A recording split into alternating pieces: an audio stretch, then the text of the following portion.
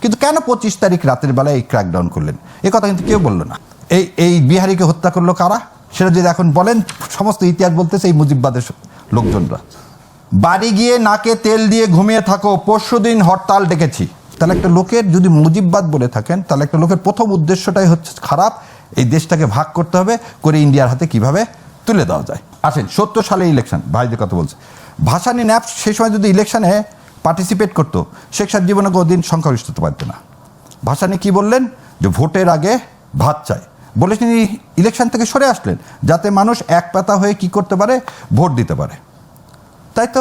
আচ্ছা, 71 সালে আমরা 70 সালে মেজরিটি পাইলাম, মেজরিটি পেয়ে আমাদেরকে ক্ষমতায় যাওয়ার কথা, পাকিস্তান আমাদেরকে ক্ষমতায় যেতে দিলেন না, এবং পাকিস্তান 25 তারিখ রাতে আমাদের এখানে ক্র্যাকডাউন করলেন, যেটা ধিক্কারজনক, অবশ্যই নিন্দনীয়। কিন্তু কেন 25 তারিখ রাতের বেলায় এই ক্র্যাকডাউন করলেন এই কথা কিন্তু কেউ বললো না। হোয়াই 25 একটু মনে করে রাখেন, 14 তারিখে এই ঢাকায় বিহারীদের উপরে, ঢাকা, সৈয়দপুর, সান্তাহার, এই 3 জায়গায় বিহারীদের উপরে অত্যাচার চালানো হলো, বিহারীদেরকে কি করা হলো, নিশ্চিহ্ন করা হলো, এবং সেই দিন বিহারী মারা গেছে প্রায় 6 থেকে 7 হাজার। এই 6 থেকে 7 হাজার বিহারী মারা যাওয়ার পরে অপারেশন সার্চলাইট নামানোর কথা কারা করলো, এই বিহারীকে হত্যা করলো কারা সেটা যদি এখন বলেন, সমস্ত ইতিহাস বলতেছে এই মুজিববাদের লোকজনরা।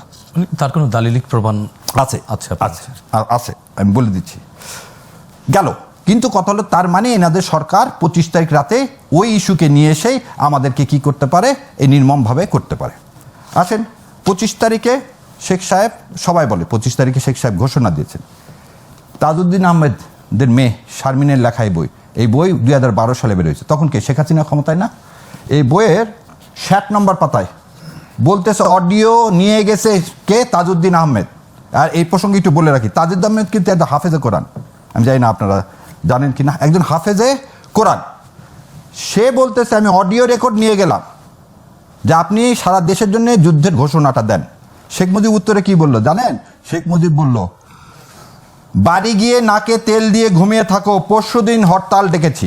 এই স্টেটমেন্ট যদি ভুল হতো তাহলে শেখ হাসিনার সময় তো এই বই প্রিন্টেড, এই বই বাজেয়াপ্ত হতে পারতো। শেখ সাহেব করলেন কি, সারা পূর্ব পাকিস্তানের মানুষকে বললেন করাচির রাস্তা সোনা দিয়ে তৈরি, করাচির রাস্তা সোনা দিয়ে তৈরি, আর আমাদের দিকে কিছু হচ্ছে না, আমাদের দিকে কিছু হচ্ছে না। আপনি আপনার মাধ্যমে আমি সারা দেশবাসীকে বলি, যখন পূর্ব পাকিস্তান এবং পশ্চিম পাকিস্তান 48 সালে ভাগ হয়ে আসলো, 47, তখন আমাদের এদিকে একটা ইউনিভার্সিটি নাই, একটা মেডিকেল কলেজ নাই, একটা ইন্ডাস্ট্রিজ নেই। আমাদের এখানে কি ছিল? আমাদের এখানে মাত্র 10টা সুগার মিল ছিল, আর ছিল কি টেক্সটাইল মিল ছিল কিছু, এ বাদে ইন্ডাস্ট্রি বলতে কিছুই ছিল না। 51 সালে আদমজি জুট মিল হলো, কে করলেন? 51 সালে প্লাটিনাম খুলনা অঞ্চলে 12টা জুট মিল হলো, ক্যাডেট কলেজ হলো 7টা, ইউনিভার্সিটি হলো 7টা, ইঞ্জিনিয়ারিং কলেজ হলো 7টা, তারপর আপনি medical college, sugar mill, tobacco, total হচ্ছে 77টা বড় ইন্ডাস্ট্রিজ হলো। তারপর বলছে BMT, Bangladesh machine tools factory, ordnance factory, সব কার করা, সব হচ্ছে এই পাকিস্তান আমলে 71-এর আগ পর্যন্ত করা। সো ওই পরিসংখ্যানটা উনি কী করলেন, পরিসংখ্যানটা মানুষের সামনে ওইভাবে না দিয়ে মানুষকে বৈষম্যর কথা বলে মানুষকে ডাইভার্ট করলেন।